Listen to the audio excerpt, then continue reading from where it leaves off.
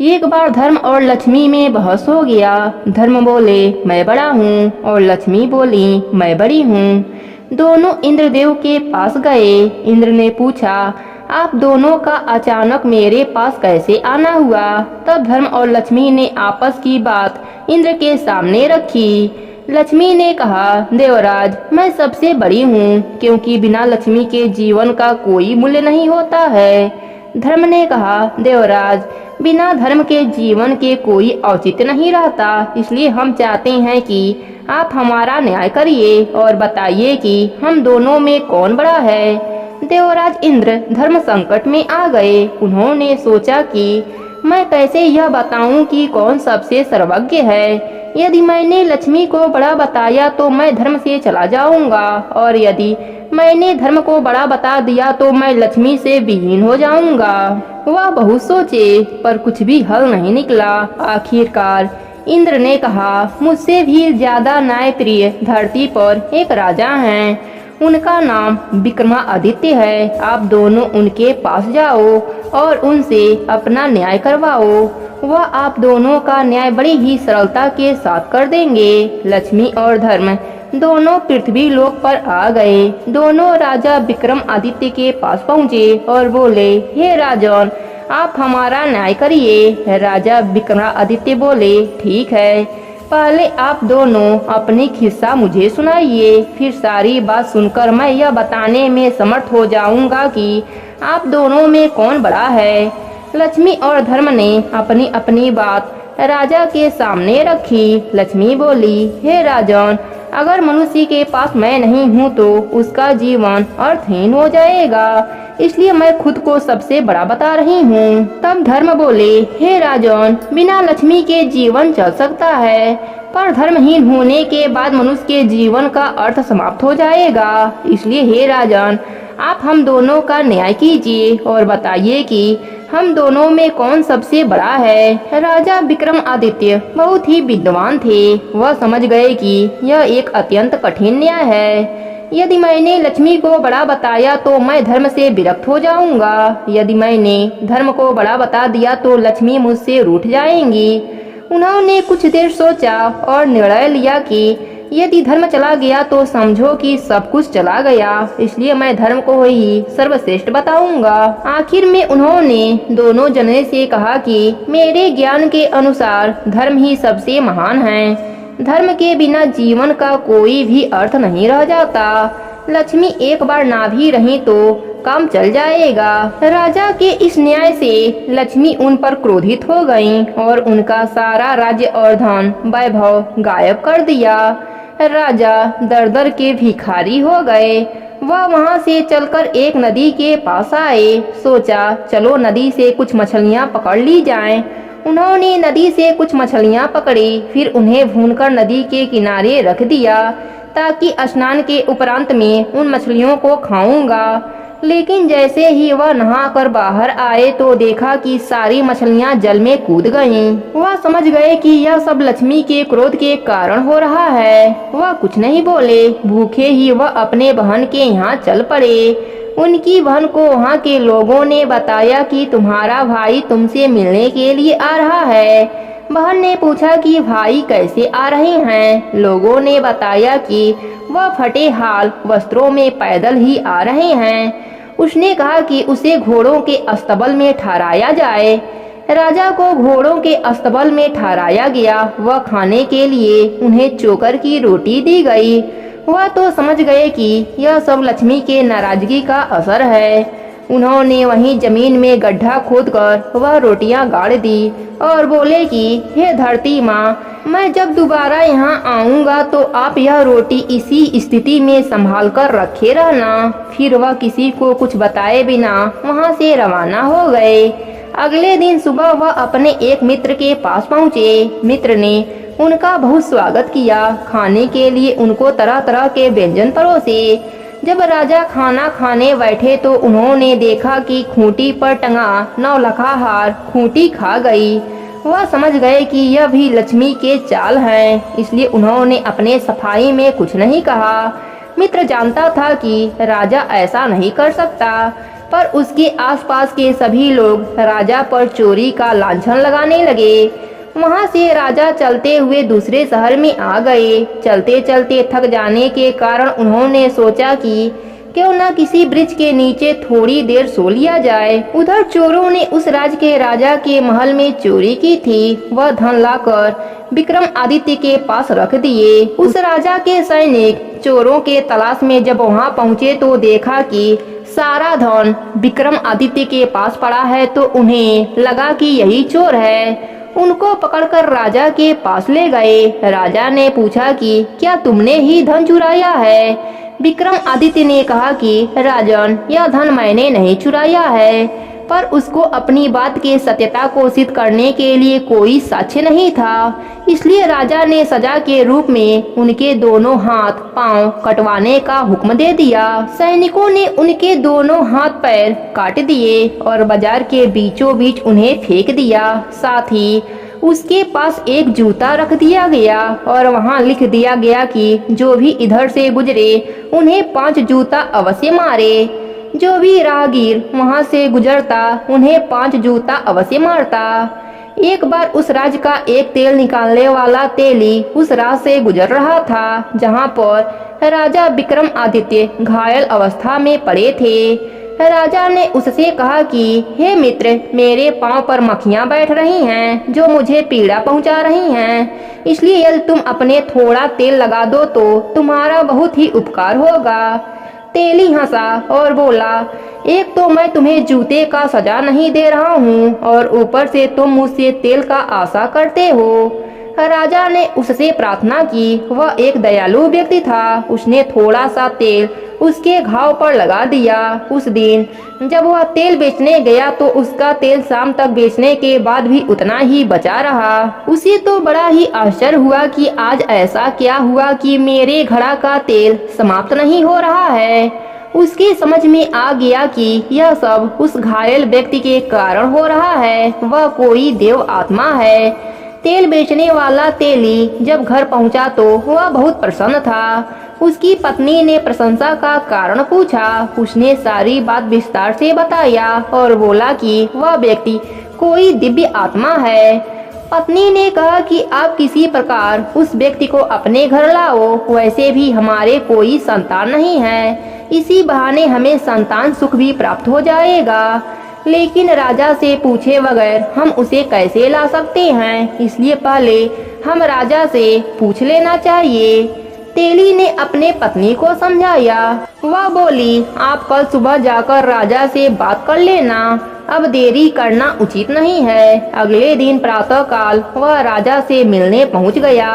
राजा ने आने का कारण पूछा तो वह बोला, मालिक, यदि आपकी आज्ञा है तो मैं उस लूले लंगड़े व्यक्ति को अपने घर ले जाऊं। हमारे कोई संतान नहीं है, इसलिए हमारी इच्छा है कि हम उसको अपने साथ रखकर संतान सुख प्राप्त कर लेंगे।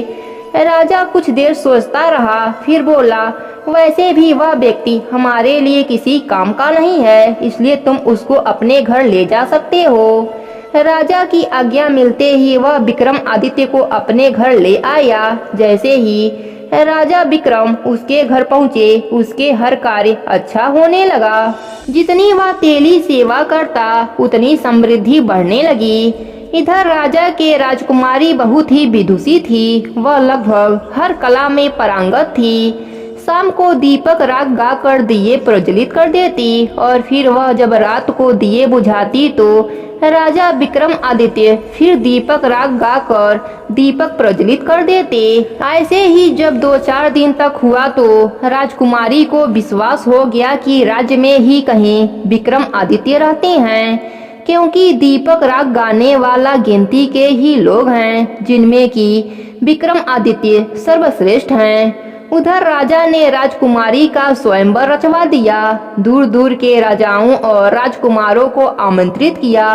जिस दिन स्वयंवर था उस दिन विक्रमादित्य ने तेली से कहा कि हे पिताश्री, मैं भी स्वयंवर देखना चाहता हूँ, इसलिए आपसे प्रार्थना है कि मुझे उस स्थान पर ले चलिए। तेली ने समझाया कि तुम चल फिर नहीं सकते हो, बताओ मैं कैसे ले जाऊंगा। पर विक्रमादित्य हट पर अड़े रहे। तब तेली ले जाने को राजी हो गया, बोला कि कल तुम्हें समय पर स्वयंवर दिखाने ले चलूंगा। थोड़ी देर के बाद राजा के यहाँ से यह संदेशा आया कि उन्हें 100 घड़ा तेल सुबह तक चाहिए। तेली ने कहा, भाई यह कैसे संभव हो सकता है, यह तो बहुत ज्यादा है। वह बोला, मैं कुछ नहीं जानता, राजा का आदेश है, आपको यह काम करना ही होगा, वरना आप सजा के लिए तैयार हो जाना। तेली बहुत तनाव में आ गया, यह तो असंभव कार्य है। वह दुखी था। तभी राजा विक्रमादित्य ने पूछा, पिताजी आप इतना चिंतित क्यों हैं? तेली ने अपनी चिंता का कारण बताया।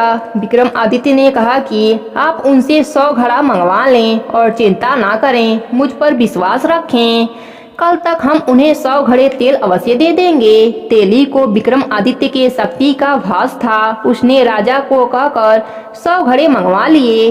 रात में विक्रमादित्य तेली से बोले, आप दोनों आराम से सो जाओ, मैं रात में 100 घड़े तेल निकाल दूंगा। तेली की पत्नी बोली, बेटे तेरे हाथ और पाँव नहीं हैं, बताओ तुम कैसे बैलों को चला पाओगे? विक्रमादित्य ने कहा, माँ तुम निश्चिंत होकर सो जाओ, मैं सब कार्य कर लूंगा। रात में विक्रमादित्य ने 100 घड़े तेल निकाल दिए। सुबह जब राजा के व्यक्तियों ने देखा तो आश्चर्यचकित रह गए।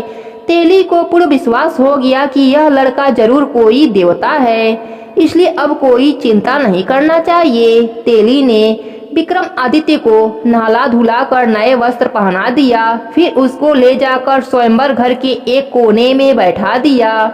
कुछ समय उपरांत राजा और राजकुमारी आए। राजकुमारी उन सब में से राजा विक्रमादित्य को खोजना शुरू कर दिया। उसे राजाओं में कोई ऐसा दिखाई नहीं पड़ा जो विक्रमादित्य जैसे लगे। तभी उसकी निगाह दूर बैठे अपंग व्यक्ति पर गई। उसे उसका तेज दिखाई पड़ा। राजकुमारी समझ गई कि यही विक्रमादित्य हैं। फिर क्या था, वह जयमाला लेकर उनके तरफ चल पड़ी। पास पहुंचकर माला उनके गले में डाल दिया। सभी लोग आश्चर्यचकित हो गए, आखिर राजकुमारी ने ऐसा क्यों किया? राजा ने कहा कि राजकुमारी का तबीयत ठीक नहीं है, इसलिए उससे यह गलती हो गई है। फिर राजकुमारी को पंखा दिया गया, जल पिलाया गया, फिर से माला लेकर भेजा गया, पर राजकुमारी फिर माला विक्रमादित्य के गले में डाल दिया। वहां उपस्थित जन समूह को लगा कि राजकुमारी का दिमाग सही नहीं है, इसलिए वह इस प्रकार का व्यवहार कर रही हैं। इतनी सुंदर राजकुमारी आखिर क्यों एक अपाहिज के गले में माला डाल रही हैं? लोगों के सुझाव से राजकुमारी को तेबारा माला दिया गया ताकि वह सही वर का चुनाव कर सकें, पर इस बार भी राजकुमारी ने विक्रमादित्य के गले में ही माला डाला। राजकुमारी की इस व्यवहार से वहां आए राजकुमार क्रोधित हो गए। राजकुमारी के पिता से बोले, आपके पुत्री को यदि एक अपाहिज से ही विवाह करना था तो हम सबको आपने निमंत्रण क्यों भेजा? राजा भी बहुत शर्मिंदा थे, पर क्या कर सकते थे, सामाजिक रीतियों का पालन करना जरूरी था। इसलिए उन्होंने राजकुमारी का विवाह उस अपाहिज के साथ कर दिया और राजमहल से विदा कर दिया। राजकुमारी राजा विक्रम के साथ तेली के यहाँ आकर रहने लगी। तेली व उसकी पत्नी इस बात से चिंतित थे कि राजकुमारी आखिर उनके साथ कैसे रह पाएंगी, पर राजकुमारी ने उनके चिंता को निरर्थक साबित कर दिया। वह उनके साथ सरलता के साथ रहने लगी। एक दिन विक्रमादित्य ने राजकुमारी से कहा कि आज उनको हिरण का मांस खाने का मन है, आप जाकर अपने भाइयों से हिरण मांगकर ले आइए। राजकुमारी का तो मन नहीं था कि वह भाइयों से कुछ मांगे, पर वह अपने पति के इच्छा का हनन भी नहीं कर सकती थी, इसलिए वह मन मारकर अपने भाइयों के पास गईं। जब उसके भाइयों ने उसके आने का कारण पूछा तो उसने बताया कि उसका मन हिरण खाने को है। उसकी भाभियों ने कहा, जब हिरण के मांस का इतना ही शौक था तो किसी अच्छे व्यक्ति को चुनती। राजकुमारी उनकी जली कटी बातें सुनकर वापस आ गईं। उसने सारी बातें राजा विक्रमादित्य को बताया। विक्रमादित्य ने कहा कि कोई बात नहीं, तुम उनसे तलवार व घोड़ा मांग लाओ। राजकुमारी जब जाने लगी तो राजा विक्रमादित्य ने कहा, अगर तलवार और घोड़ा कोई दिक्कत करे तो यह रुमाल उन्हें दिखा देना, वह चुपचाप आ जाएंगे। जब राजकुमारी वापस महल पहुंची तो उसके भाभियों ने उसका फिर मजाक उड़ाया। राजकुमारी बोली कि इस बार मैं हिरण का मांस नहीं, घोड़ा और तलवार लेने आई हूँ। तलवार और घोड़े ने भी वहाँ आतंक मचा रखा था, कोई उसके करीब नहीं जा पा रहा था। राजकुमारी ने जब उनकी मांग की तो भाभियों ने सोचा कि अच्छा है, उनका शिकार बन जाएगी, इससे हमें सुकून मिलेगा। उन्होंने सरल भाव से दोनों चीजों को ले जाने को कह दिया। जब राजकुमारी उनको लेने गई तो तलवार सांप बनकर उसे काटने दौड़ा और घोड़ा दुलतिया मारने लगा। राजकुमारी को विक्रमादित्य की बातें याद आई। उसने तुरंत रुमाल निकालकर उन्हें दिखा दिया। विक्रमादित्य के रुमाल देखते ही दोनों शांत हो गए। राजकुमारी ने तलवार उठाई और घोड़े का लगाम पकड़कर वापस विक्रमादित्य के पास आ गई। जब शाम होने को हुई तो विक्रमादित्य ने राजकुमारी से कहा कि अब वह उसे घोड़े के पीठ पर बैठा दे, आज वह शिकार खेलने जाएगा। राजकुमारी ने कहा कि आप कैसे घोड़े की सवारी कर पाएंगे। विक्रमादित्य ने जिद की तो राजकुमारी तेली के मदद से उन्हें घोड़े पर बैठा दिया, पर वह घोड़े से गिरने लगे। राजकुमारी यह सब देखकर बहुत दुखी हुई, उसकी आंखों में आंसू भर आए। उसने अपने आंसू को छिपाने के लिए मुंह घुमा लिया। तभी उनको लगा कि घोड़ों के लगाम को कोई खींच रहा है। उसने जल्दी से घूमकर विक्रमादित्य की ओर देखा, आश्चर्यचकित हो गई। उसने देखा कि राजा विक्रमादित्य पूर्ण शरीर में हैं। वह बहुत खुश हुई और उसने पूछा, यह सब कैसे हुआ। राजा विक्रमादित्य ने कहा, शिकार से लौटने के बाद सारी बातें उसको बता दूंगा।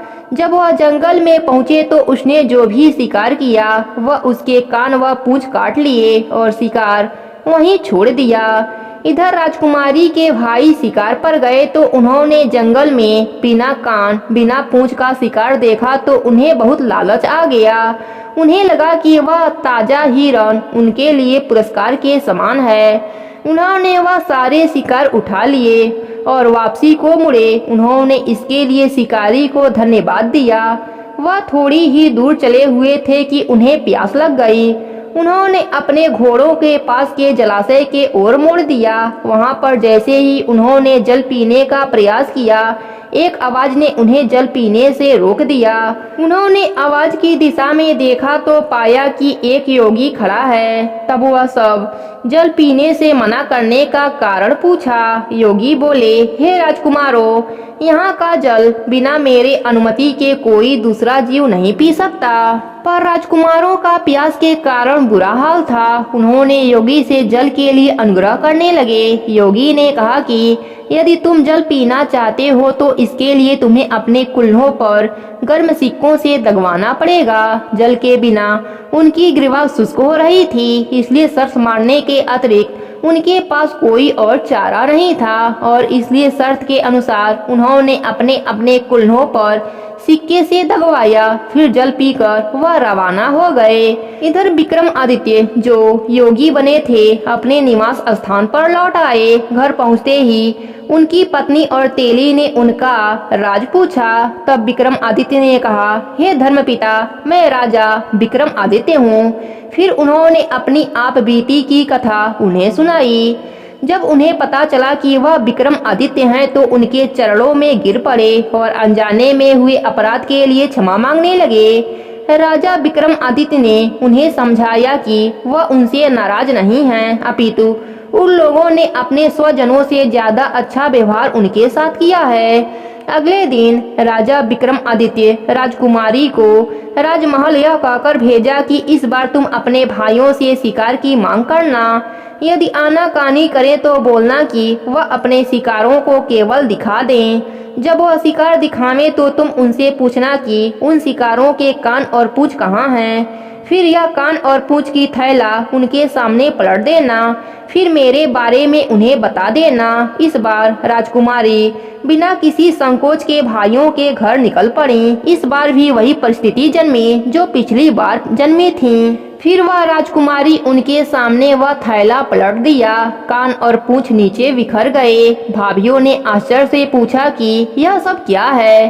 तब राजकुमारी बोली, आप अपने पतियों से पूछो और उनसे पूछो कि कल रात पोखरे का जल पीने पर उन्होंने क्या भुगतान किया है। जब भाभियों की पत्नियों ने उनसे पूछा तो भाइयों ने सारी घटना बताई।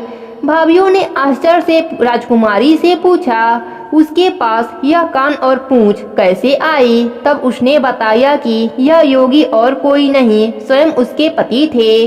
भाभियों ने कहा कि यह कैसे संभव हो सकता है, एक अपाहिज यह सब कैसे कर सकता है। तब राजकुमारी ने बताया कि जिसे अपाहिज कह रहे हैं वह राजा विक्रमादित्य हैं। राजा विक्रमादित्य की बात सुनते ही महल में खलबली मच गई। यह सूचना जब राजा को मिली तो वह घबरा गए। आखिर उन्होंने ही राजा विक्रमादित्य को दंड दिया था। सभी तेली के घर की ओर दौड़ पड़े और राजा विक्रमादित्य से क्षमा मांगने लगे।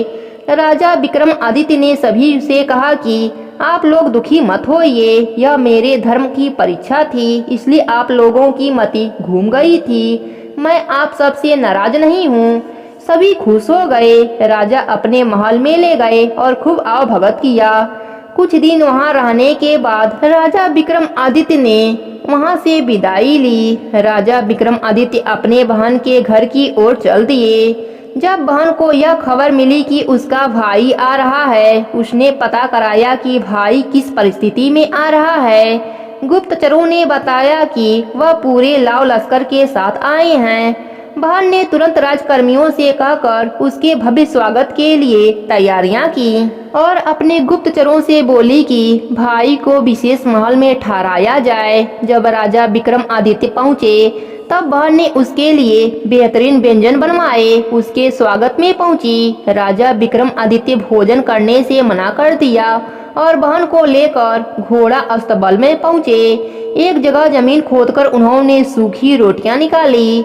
बहन बहुत शर्मिंदा हुई, लेकिन विक्रमादित्य ने कहा, बहन मुझे इस बात का कोई दुख नहीं है। फिर विक्रमादित्य वहां से रवाना हुए। अपने मित्र के वहां पहुंचे। जब वह मित्र के घर पहुंचे, मित्र बहुत प्रसन्न हुआ और बोला कि तुम्हें सकुशल देखकर मैं बहुत खुश हूँ। तुम्हारी विपत्ति टल गई। आज रात मेरी अतिथि स्वीकार कर लो। विक्रमादित्य ने कहा कि मुझे खुद ही तुम्हारे यहाँ रुकने की इच्छा थी। वह विक्रमादित्य को लेकर अपने विशेष कक्ष में पहुंचा। वहां दोनों के मध्य पुराने दिनों की चर्चा हुई। रात को खाने के समय विक्रमादित्य को भोजन परोसा गया, जहां पर खूंटी ने हार निगली थी। विक्रमादित्य ने जैसे ही भोजन करना शुरू किया, खूंटी ने हार को उगलना शुरू कर दिया। विक्रमादित्य ने जैसे ही भोजन समाप्त किया, रानी का नौलखा हार खूंटी पर टंगा दिखाई पड़ा। तभी राजा की निगाहें खूंटी पर गई तो उन्हें वह खोया हुआ हार दिखाई पड़ा। राजा आश्चर्य से भर गया। रानी से बोला कि यह कैसे अनहोनी घटना है। इस हार के चोरी का इल्जाम तुमने मेरे मित्र को लगाया था। रानी को अपने आप पर बहुत शर्मिंदा हुई। उसने विक्रमादित्य से क्षमा मांगी। तब विक्रमादित्य ने कहा कि आप लोग ज्यादा दुखी मत होइए, वह मेरे विपत्ति का समय था। मुझ पर लक्ष्मी माता रुष्ट थीं, इसलिए वह सारी घटनाएं घटी। फिर उन्होंने वह सारी बातें विस्तार से सबको बताई। फिर अगले दिन अपने राज्य के लिए रवाना हुए। जब वह अपने राज्य में पहुँचे तो लक्ष्मी नगर के मुख्य दरवाजे पर उन्हें मिल गईं और बोली कि हे राजन, तुम सही थे और मैं गलत थी, इसलिए मैंने तुम्हें जो दंड दिया उसके लिए मुझे क्षमा कर देना। विक्रमादित्य लक्ष्मी के पाँव में गिर गए और बोले, हे माँ, आप ऐसा मत कहिए। आपके परीक्षा से मेरा और भी निखार हो गया, इसलिए मैं आपका आभारी हूँ। राजा विक्रमादित्य के विनय स्वभाव से महालक्ष्मी बहुत ही प्रसन्न हुई और बोली कि हे राजा विक्रमादित्य, मेरा आशीर्वाद सदा ही तुम्हारे साथ है। जब तक दुनिया रहेगी लोग तुम्हें नहीं भूल पाएंगे। आशीर्वाद देकर माँ लक्ष्मी अंतर ध्यान हो गईं। राजा अपने नगर में पहुँचे, सुखी से जीवन व्यतीत करने लगे। जो भी मनुष्य इस कथा को कहता या सुनता है, उसके ऊपर धर्म और लक्ष्मी माता की कृपा सदा ही बनी रहती है। प्रेम से बोलिए लक्ष्मी माता की जय हो, धर्म की जय हो।